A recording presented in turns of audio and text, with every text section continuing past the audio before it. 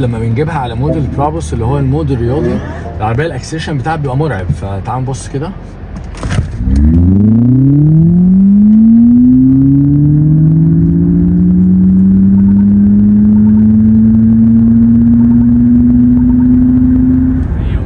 يا جماعه مرعبه.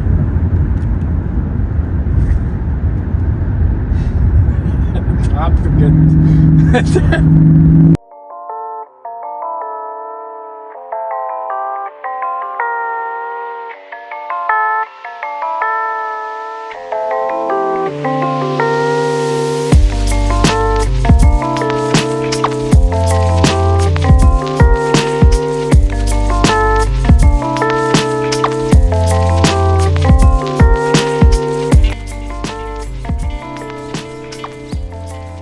اهلا بيكم. النهارده العربيه اللي معانا هي السمارت هاشتاج 1. بس قبل ما اتكلم على العربيه السمارت هاشتاج 1 خليني اكلمكم على موقف غريب حصل النهارده كنت قاعد مع نفسي بقول لواحد صاحبي عايزين ناكل سوشي. قال لي ليه ما تيجي ناكل فول وطعميه؟ قلت له يا عم انا نفسي ادلع نفسي وعايز اركب واكل سوشي.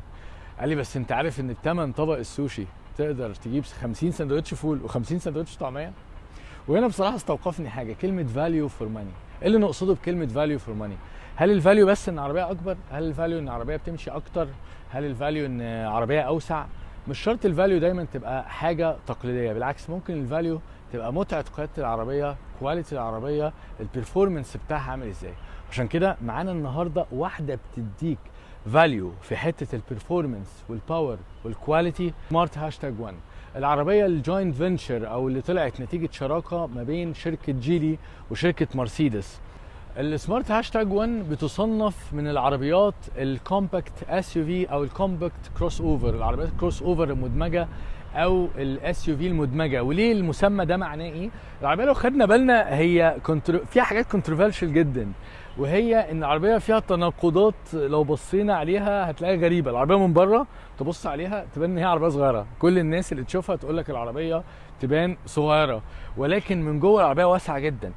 الحاجه الثانيه ليه بتصنف ميني اس يو في؟ العربيه صغنطوطه ولكن عاليه على الارض. لو جينا بصينا عن ارتفاع عن الارض، بص اكتر، يعني تعدي جامد ال 17 سم او ال 18 سم. فالعربيه بتبقى حلوه قوي، الويل بيز كبير، فالعربيه بقى في المطبات او الكلام ده كله لا، العربيه عاليه عن الارض وبتصنف كميني اس يو في لهذا السبب. لو جينا بصينا بقى على الشكل، بصوا الشكل البانوراما بتاعت العربيه الجميله اللي مديها العربيه، بتخلي العربيه شكلها تحفه اثناء القياده، واللي بتقدر تفتحها بكل المساحه ديت بتاعه العربيه بالطول الكامل بالعربيه. العربيه كمان جايه تو تون، اللون الاسود مع اللون الاحمر المميز في البرابوس، كمان مع الليد لايت اللي لما بينور بالليل العربيه بيبقى شكلها خطير، مع تعديل برابوس الرياضي. الباكج والعلامات ديت كلمه برابوس اللي بتشوفها هنا موجوده في بجانب العربيه، مع اللاين الاحمر، مع الكاليبرز الحمراء كمان اللي في الجنط ده 19 مع الكاليبرز الحمراء. كل ده بيدي العربيه الشكل الشيك اللي احنا بنشوفه واللي بيخلي اي حد يبص العربيه بشكل حلو قوي. لو جينا بصينا كمان على البيبان بتاعت العربيه، طبعا هي كيلس انتري اللي بتطلع لوحدها، بيسموها كونسيلد دور هاندلز لان هي بتبقى مختفيه جوه. لو بعدنا عنها قفلنا، لو جينا فتحنا هي بص بتطلع بالشكل الجميل الشيك دوت. وهنا علامه هنلاقي كلمه سمارت هنا مكتوبه في منتهى الشياكه.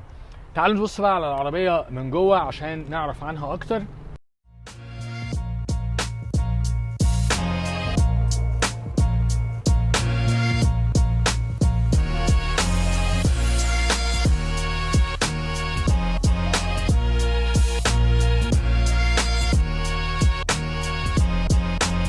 لو جينا بصينا بقى على العربيه والحته التناقض اللي قلنا عليه، العربيه من بره تبان صغيره، ودي من الحاجات الجميله. العربيه تبان صغيره سهل ركنها سهل الكلام ده كله، لكن من جوه بقى الوسع بقى تشوف ان هي عربيه فعلا واسعه من جوه. ناس كتير من صحابنا معاهم حتى عربيات اكبر من دي قالوا لنا لا العربيه من جوه ما شاء الله واسعه، قعدتي مرتاحه جدا، الليج روم والهيد روم هايله.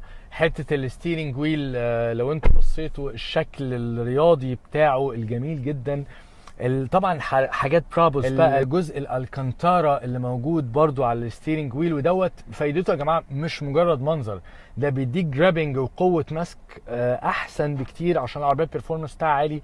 فتخيل معايا لو ده مش الكانتارا، المسكه مش هتبقى المسكه الرياضيه الحلوه اللي تخليك تقدر تسيطر على العربيه بشكل كويس. كمان لو بصينا على الكواليتي بتاعه الكراسي، وهنا كمان الكانتارا مع وجود طبعا الهيتد سيتس والفتحات ديت اللي بتوريك الفنتليشن، واللون الرصاصي او الجراي مع الاحمر مديها شكل جميل قوي، ان انت من كل زاويه بتقدر تشوف المنظر، بتديك احساس حلو، بتخليك تركز.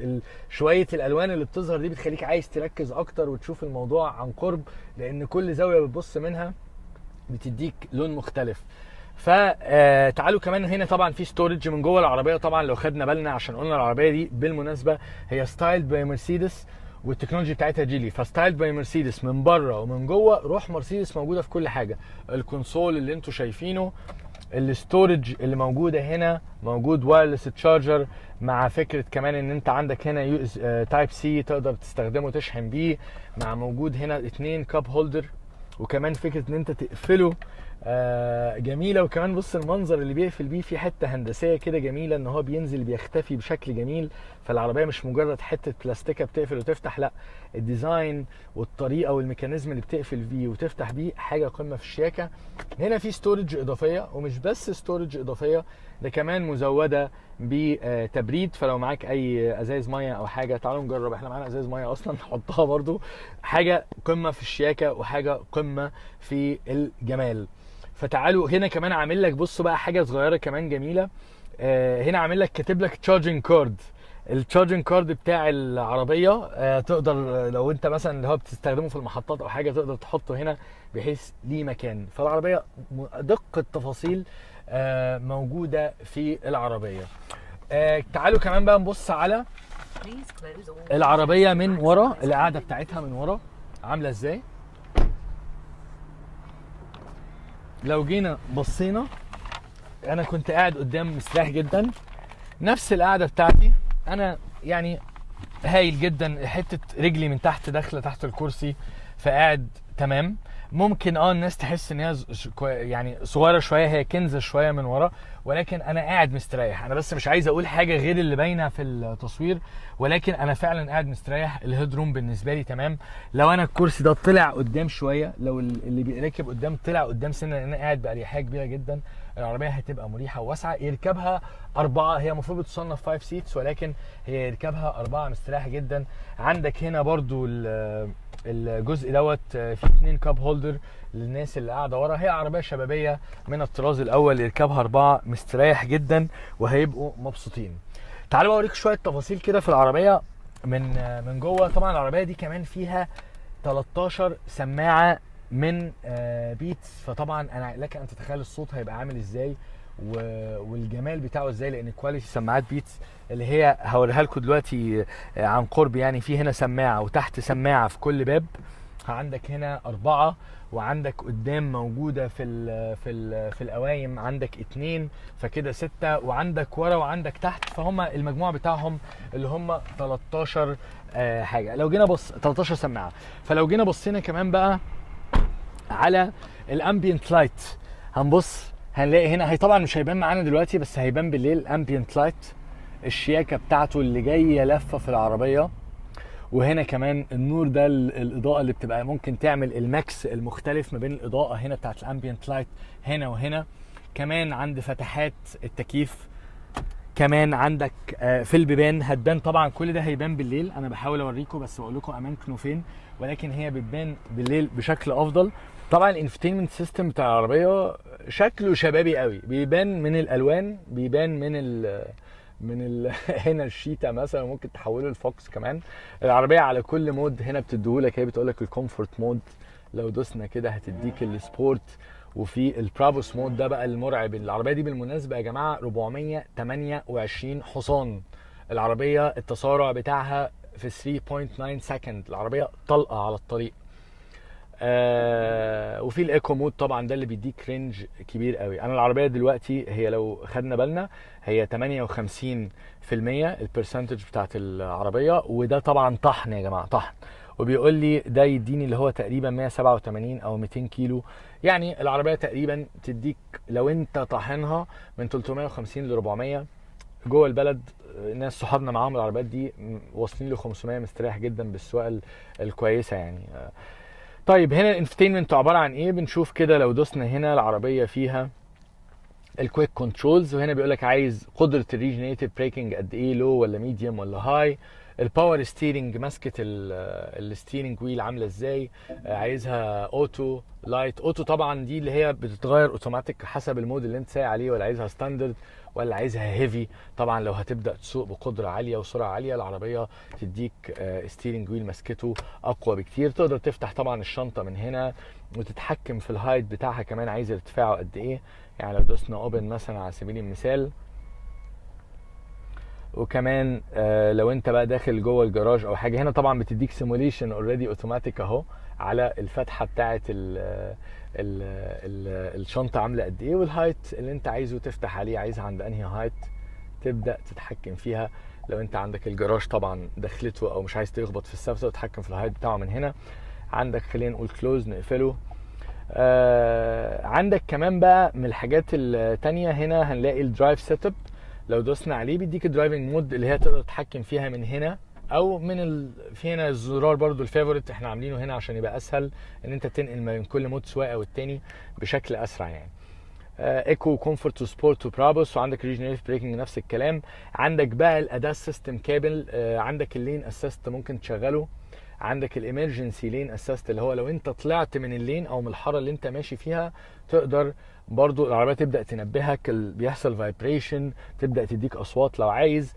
عندك الشايلد لوك ممكن تقفله من هنا تشغله من هنا. الدور ميرورز تقدر تتحكم فيها، تختار انهي مرايه عايز تتحكم فيها، وبتتحكم بقى من الستيرنج ويل من الاسهم اللي هنا يمين وشمال انت عايز تعملها في انهي اتجاه. كل دي حاجات سهله بس الناس طلبت ان انفوتينمنت يعني نقولها لهم، فخلينا نتكلم عنه. السان روف بقى تقدر تتحكم فيه برده من هنا، تفتحه نقول عند 50%. لو جينا بصينا هنلاقيه بيفتح بشكل كويس قوي، تقدر تعمله اوبن بالكامل. عندك الهيد اب ديسبلاي بقى جميله، البرايتنس اللي هي بتظهر قدامك، تقدر يعني هي مش باينه بس ايوه هي باينه كده، نقدر نشوفها هي باينه قدامي، وتقدر تشوف بقى تتحكم فيها، ممكن تخليها لونها اورنج، جميله جدا وبتساعد جدا اثناء السواقه. كل ده طبعا في المود بتاع الاداء سيستم، يعتبر في الاداء سيستم بتاعها يعني.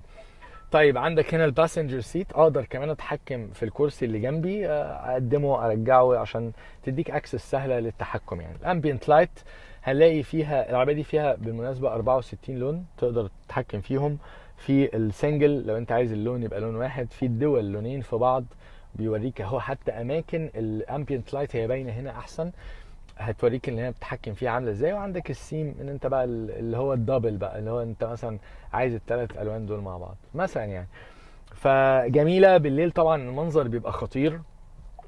اللايتنج هنا ادابتيف فرونت لايتنج سيستم، بمناسبه نظام الاضاءه فيها الامامي هو ادابتيف، وانت ماشي على الطريق بتبدا تنور لك علامات المرور، لو حد قدامك العربيه بتبدا تتفادى ان هي تنور له عشان ما تضايقوش وهو سايق. الرير فوج لايت بيديك هنا بيفضل شغال لو عايز، باينه اهي هنا. عندك دي بقى الستيلر مود، انا مش متذكر if this feature is still not the daytime running، ده الدي راننج الدي لايت اللي هو بيفضل شغال الصبح النور بتاعها. عندك الانتيريور لايتس نفس الكلام لو عايز اللي هي الاضاءات ديت، وكلها سوفت تاتش طبعا، بمجرد ما تدوس عليها بتطفي اهو، يعني كده بتشغلها كده تقدر تطفيها. فخلينا نعملها اوف كلهم. عندك الويلكم لايت، العربيه وانت داخل عليها عايز انهي اضاءه تطلع لك، عندها فيها تو مود الاي والبي، ده المنظر بتاعه، فيها شويه حاجات لذيذه قوي بصراحه يعني. الانفايرمنت لايتنج ده اللي هو فولو مي بقى، اللي هو يفضل شغال قد ايه بعد ما انت تنزل من العربيه. عندك هنا في الجنرال بتقدر هنا بقى بصوا يا جماعه، هنا طبعا السماعات الخطيره تقدر تستخدم يعني تتحكم بقى في النوع الساوند عامل ازاي. عندك هنا بقى الفيرشوال انجن ساوند، عامل لك صوت وهمي للعربيه عشان يحاكي صوت العربيات البنزين. عندك 3 او 4 مود، سمارت واوريجينال، وفي الكلاسيك صوت العربيات الكلاسيك، والانترستيلر والاكسبلور ده بيشتغل برضو ليه صوت كده يعني مع نفسه. سمارت اوريجينال ده احلى واحد فيهم عامه اللي جربناه. وتبدا تتحكم بقى شويه حاجات ليها علاقه بالاصوات، وعايز الالرتس عامله ازاي لما تدوس على الشاشه في صوت ولا لا، كانك بتتعامل مع موبايل بالظبط، بس يعني سمارت بمعنى الكلمه. هنا الديسبلاي عايز ايه بقى؟ خلينا نجيب الفوكس عشان بقالنا كتير ما جبناهوش.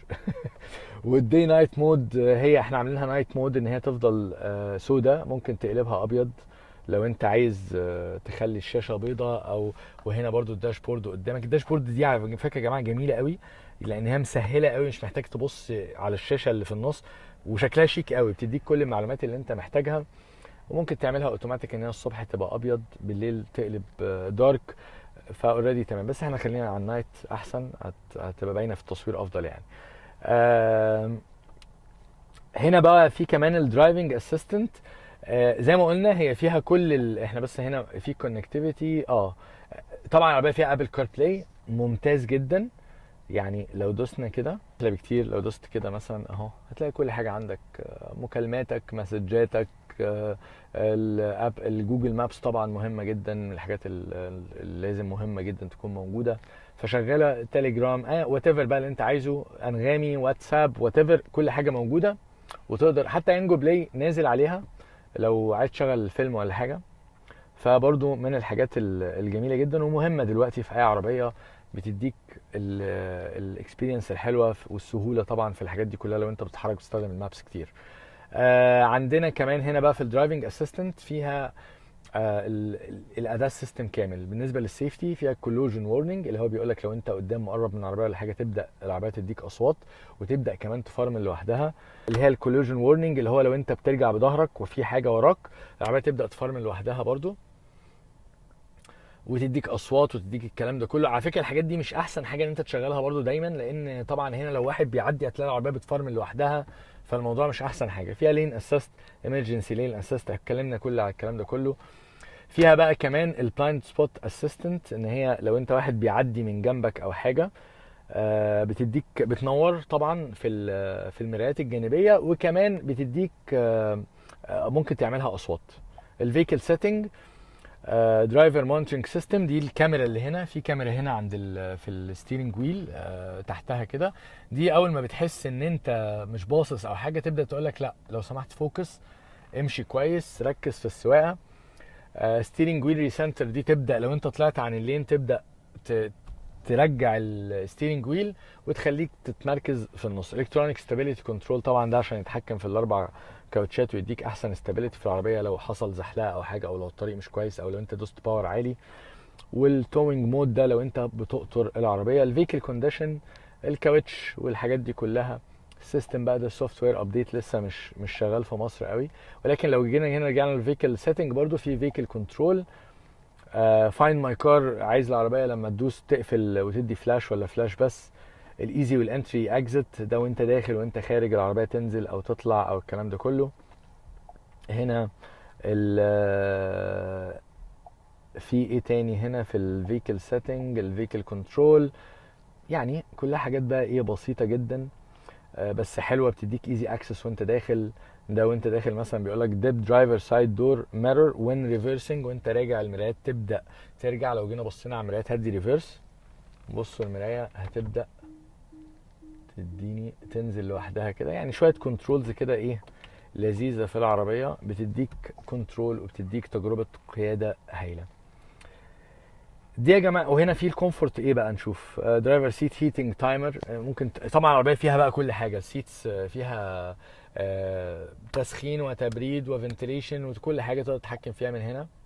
والستيرنج ويل كمان، فتقدر بيقولك انت عايز التايم بتاعه قد ايه اللي يشتغلوا. باسنجر سيت هيتنج تايمر، درايفر سيت فنتليشن، فيها كل حاجه، وسائل الراحه اللي تقدر تتحكم فيها بشكل كويس جدا. عندك فوق هنا الميوزك، تقدر تاكسس الميوزك على طول من فوق. تقدر لو دوست على علامه برابوس تطلع للهوم سكرين بتاعت العربيه، وده السيستم العربيه الاساسي. هنا لو دوسنا انرجي هنلاقي العربيه هي دلوقتي بيقول لك فيها 158% و186 كيلو. الستاندرد 230، ده اللي هو لو على المقاييس اللي هي NEDC او الاوروبيه يعني. تقدر تتحكم كمان في الليميت بتاع البطاريه، عايزه يشحن لقد ايه. بيقول لك لو انت ديلي خليك على 90%، لو انت مسافر اعملها ل 100%، زي الفل مفيش مشكله، هتديك ال 400 كيلو على الفول تشارجد باتري.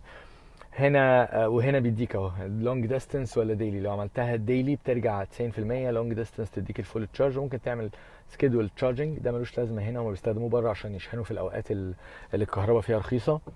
ديس تشارجنج، العربيه كمان فيها اوبشن ان انت تستخدمها كبطاريه كانها باور بانك، تستخدمها تشحن بيها، بتوصلها تستخدمها كانها حلوه بقى في الكامبينج والكلام ده كله، كانها بطاريه متحركه معاك. ديس تراب بيقول لك استهلاكك قد ايه وانت عملت اخر شحنه ادتك قد ايه وشويه تفاصيل. والعربيه فيها كل حاجه يا جماعه تتخيلوها. برضو هنا عامل لك ايزي اكسس للتكييف، ان انت لو عملت سلايد كده من تحت لفوق بيطلع لك على طول تتحكم في التكييف عايز. ودي حاجات مهمه جدا يا جماعه، موضوع التكييف ان انا اقعد اخش واعدل واعمل دي ما فيش ايزي اكسس ليه، بتبقى صعبه قوي. لكن ان انا مجرد مثلا في اي حاجه وعملت كده واتحكم في التكييف، دي انا بشوفها بصراحه مهمه جدا. طيب ايه كمان عاملين لكم مود حلو قوي، الناس بقى اللي عندها طبعا بتربي حيوانات او حاجه او عنده كلب مثلا، بيقدر كمان يعمل له حاجه لذيذه قوي. في هنا مودز اهي، لو دوسنا عليها في هتلاقي حاجه اسمها بيت مود. البيت مود ده بتاع ان انت لو سبت الكلب جوه او حاجه بيشغل التكييف بشكل ان هو يحمي الكلب، يعني ان هو ما يعملوش من حراره العربيه ما ترتفعش او اي حاجه. وبيخلي السكرين كمان تسود بحيث ان الكلب ما يلعبش، ما يبقاش عنده حاجه بتاخد الاتنشن بتاعته فيبوظ السكرين او حاجه. فدي برده من الحاجات اللذيذه اللطيفه للناس اللي عندها حيوانات وبتحب وبتتحرك بيها بالعربيه يعني. واحده من الحاجات المميزه قوي في العربيه دي بقى فكره الاوتو بارك.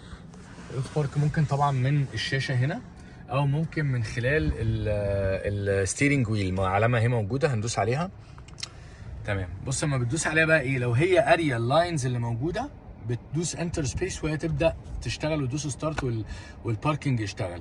لو مش موجوده بتدوس انت تشوز باركنج سبيس، انت اللي تختار بنفسك. هنقول ان احنا عايزين نركن بالطول بشكل فيرتيكال، وبص بقى تمشي مثلا قدام شويه، خلينا نطلع قدام شويه عشان نديها سبيس، وهندوس على تشوز باركنج اهو، هيبدا يطلع لنا العلامه اللي احنا قلنا عايزين نركن بالطول. وهقول لها اركني. بص بقى ممكن احرك البتاعه دي في اي حته انا عايزها، فانا هحطها في الحته اهي اللي انا عايز اركن فيها وادوس ستارت. بصوا بقى الجمال، هنسيب خالص، بيقول لك شيل رجلك من على البنزين ومن على الستيرنج ويل عجله القياده، وبقى بشكل هادي جدا بتبدا العربيه تركن. وبصراحه السرعه الهاديه دي برضو بتطمنك لو انت اول مره تستخدم الاوتو بارك، فبصراحه من الحاجات الحلوه.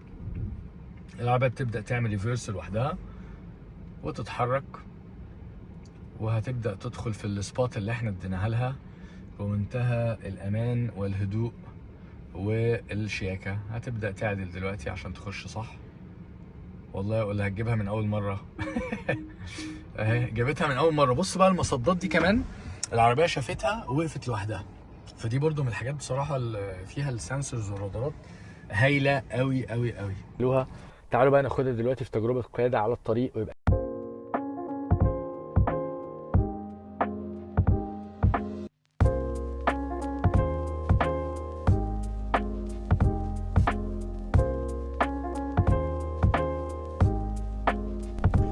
عربيه طبعا سواقتها خطيره. انتوا شفتوها على الهاي واي، عربيه عنيفه جدا. فور سيتي يوز بقى لو حد كمان هيجيبها، يعني احب العربيات الصغيره او الكومباكت في حته السواقه جوه البلد، لان هي طبعا سهله بقى في الركنه، حركتك تحس ان انت ملموم كده. فالعربيه بصراحه جميله. هي كمان ميني اس يو في زي ما قلنا، مصنفه ميني اس يو في، فالعربيه عاليه عن الارض وصغيره، فدي من الحاجات اللي مديها مميزات جميله جدا. عفشه العربيه ناعمه جدا، فحتى لو الطريق وحش او حاجه لا، انت العربيه ناعمه مش بتبهدلك او تمخمضك، فدي من الحاجات الحلوه قوي. العربيه دي يعني بتيجي بثلاث فئات. اول فئه فيها 270 حصان اللي هي بتبدا ب 1,490، ودي 428. طبعا الاسعار كلها، بس هي الانتري ليفل بتاعها هو ده الفاليو فور ماني رهيب الصراحه. 1,490 على العربيه دي جميله، لان هي هتنافس عربيات اللي في الفئه بتاعتها عندك الاي كيو اي، عندك البي واي دي دولفين، وعندك الفي دبليو اي دي 3. لا انا السمارت عربيه اوروبي، بروتوكول اوروبي طبعا. ولو جبت البرابوس كمان لو قارناه بالاي كيو اي يعني سعرها 2 مليون جنيه دلوقتي. لو ركبت اعلى نسخه في السمارت اللي هي البرابوس فانت معاك رينج 400 كيلو. العربيه بتشحن بقدره 22 كيلو وات. فالعربيه طبعا زي ما قلنا هتبقى حلوه قوي قوي لو حد حتى ما عندوش باركنج في البيت او مكان يشحن فيه بشكل ديلي، لان العربيه في الاخر انت 3 ساعات في الاسبوع هتاخدهم. لو انت مشاويرك اليوميه مثلا 50 كيلو ولا حاجه، فهنقول العربيه دي هتقعد معاك اسبوع. يوم واحد في الاسبوع 3 ساعات تشتغل من بره او تروح مثلا شوبينج مول او وات ايفر اي مكان فيه شحن، 3 ساعات العربيه ترجع فولي تشارجد. فهتبقى مناسبه جدا حتى لو ما عندكش باركينج في البيت. حته الاي سي تشارجنج بهاي باور دي كميزه، لا ميزه جميله جدا. البرابوس بقى انت خلاص خدت اعلى حاجه في كل حاجه يعني في العربيه، خدت باور وخدت شحن سريع وخدت كواليتي اعلى طبعا، لان زي ما قلنا العربيه من جوه الكانتارا، الستيرنج ويل وكمان الكراسي، عربيه قمه في الجمال. تعال نشوف بقى شنطتها. هي شنطتها مش اكبر حاجه، تقدر تفتحها طبعا بالمفاتيح بتاعت العربيه. وده بص المفتاح بالمناسبه ده شكله نسيت اوريه لكم، بس هو شكله قمه في الجمال والشياكه. المدور، هي العربيه معموله يا جماعه فان تو درايف وشبابيه قوي. الشنطه تقريبا حوالي 250 لتر. في ستورج اضافيه، يعني ده جزء ودي طبعا لو اتشالت وده لو نزلته تديك عندك ستورج اضافيه تحت، ودي حلوه جدا لان هي تقدر تحط فيها الكابل بتاع الشحن، ولو معاك كمان بورتابل تشارجر. وكمان عميقه، يعني بصوا هي تحسها الشنطه دورين، فده كويس قوي. عندك ستورج هنا برضو عاملين لك حاجات لطيفه قوي شكلها حلو قوي. تقدر برضو لو عايز تستور حاجات في جنب العربيه هتبقى شكلها لذيذ جدا. عامة لو عايزين تعرفوا كل مواصفات العربيات بقى بالسبيكس والاسعار والكلام ده كله، تقدروا تخشوا على الموقع بتاعنا www.electrifiedev.com. هسيب لكم برضو الويب سايت على الشاشة وفي الديسكريبشن تقدروا تشوفوا كل ده. اتمنى طبعا التجربة تكون عجبتكم، وان شاء الله نشوفكم في مراجعة جديدة مع عربية جديدة. النهاردة كنا معاكم من السمارت #1. مع السلامة.